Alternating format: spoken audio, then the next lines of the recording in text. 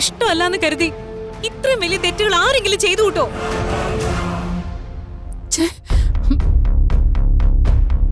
നിന്റെയൊക്കെ മനസാക്ഷി മരവിച്ചു പോയോടാ.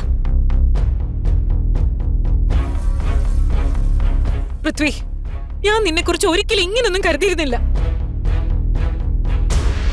ഞാനാണ് ഇവരെ ഇവിടെ താമസിപ്പിച്ചു എന്നുള്ള കാര്യം നിനക്ക് അറിഞ്ഞൂടെ?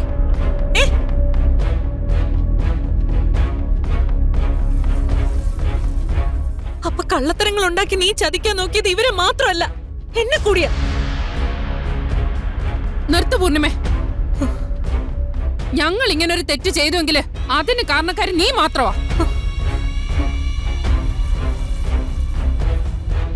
അതെ, ഈ വീട്ടില് എല്ലാവർക്കും എല്ലാത്തിനും അവകാശ സ്വാതന്ത്ര്യം ഉണ്ടെന്നാണല്ലോ വെപ്പ്. പക്ഷെ ഒരിക്കൽ പോലും ഞങ്ങളുടെ ആരുടെ ഇഷ്ടത്തിന് ഇവിടെ ഒന്നും നടന്നിട്ടില്ല എന്നുള്ളതാണ് സത്യം.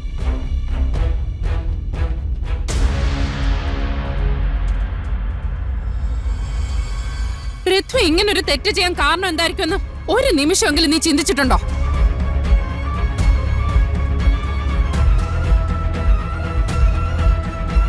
ഈ വീട്ടിൽ എല്ലാത്തിനും അവകാശിയായി ഇവൻ മാത്രമേ ഉള്ളൂന്ന് പറഞ്ഞു വെച്ചിട്ട് എവിടുന്നോ വലിഞ്ഞു കയറി വന്നവനെയൊക്കെ നീ അനിയനാണ് ആനയാണ് എന്നൊക്കെ പറഞ്ഞ് വീട്ടിൽ കയറ്റി താമസിപ്പിച്ച് പൃഥ്വിയേക്കാൾ ഇമ്പോർട്ടൻസും സ്ഥാനമാനങ്ങളും എല്ലാം കൊടുത്താ പിന്നെ പൃഥ്വി എങ്ങനെ പെരുമാറണമെന്നാ നീ പറയുന്നേ?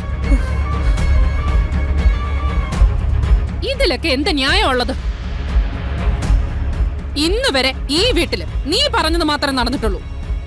അതൊക്കെ ഞങ്ങൾ അനുസരിച്ചിട്ടുമുണ്ട്.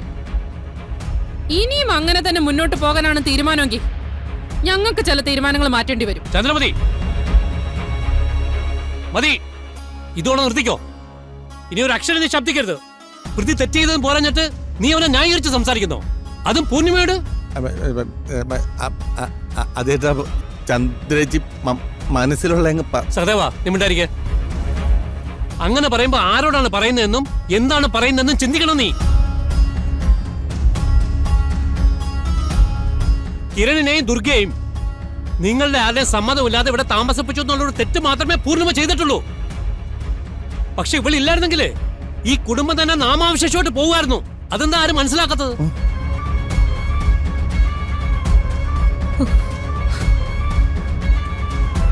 നമ്മുടെ ചാനൽ തകർന്ന് തരിപ്പണമായിട്ട് ഇല്ലാതായി പോകേണ്ടതായിരുന്നില്ലേ? അവിടെ നിന്ന് ഈ കാണുന്ന നമ്പർ 1 സ്ഥാനത്തേക്ക് എത്തിയത് പൂർണിമയുടെ മാത്രം അധ്വാനം കൊണ്ടാ. അതിന്റെ ഫലത്തിലാ ഈ വീട്ടിൽ എല്ലാരും അഹങ്കരിച്ച് നടക്കുന്നത്.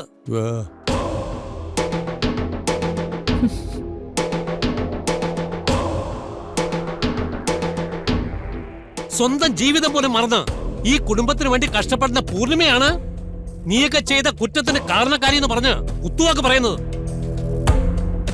ഇനി ഒരു അക്ഷരം നീ പൂർണിമയെ കുറിച്ച് പറഞ്ഞോ അടിച്ച് പല്ലി ഞാൻ താഴെയിടും. ഓ, അപ്പൊ എല്ലാം എന്റെ തെറ്റ് മാത്രമാണോ? എവിടുന്നോ വന്നു ഒരുത്തിന് വേണ്ടി ചേച്ചി വരെ എന്നെ കൈനീട്ടി അടിച്ചു.